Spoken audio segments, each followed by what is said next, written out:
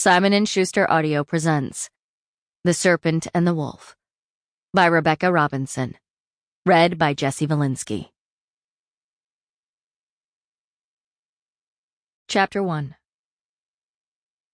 With rope tied under one pillow and a tiny blade hidden beneath another, Vaasa Kozár scurried around a dimly lit room in the high temple of Mireh.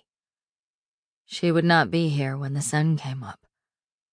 The people dancing in the downstairs hall of this enormous temple were the perfect distraction, with their aggravatingly loud music and communal dances, absorbed in themselves and their honeyed wine without a care for the bride or groom.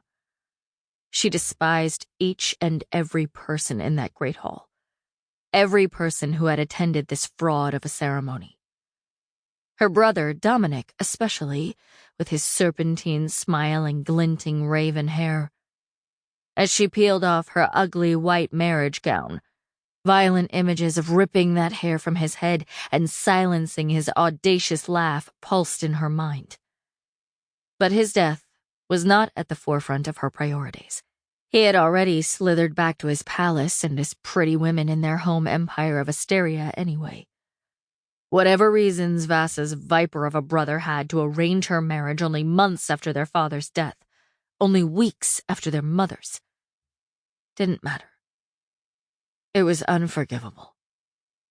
It was the sort of thing someone lost their life over. Vaasa didn't know if death would be Dominic's fate, but she had decided this marriage would not be hers.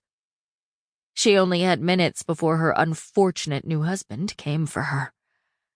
Reid of Mireh was a brutal mountain of a warrior, the youngest foreman Icuria had ever seen, and by far the most notorious, the Wolf of Mireh. He had looked upon her white dress as if he detested its absence of color, detested her, perhaps. This nation exalted bright colors and brilliant hues, so she shoved away the white nightgown she'd planned to wear and traded it for a red one, which only fell to mid-thigh and had a slit up to her right hip. The cool silk glided over her body. Setting her bags inconspicuously near the window, she sank into silk sheets and crossed her legs in a way she thought made them look longer, in a way she hoped would ensnare Reid of Mireh. Vaasa had studied this nation extensively, just as much as any other threat to her family's reign.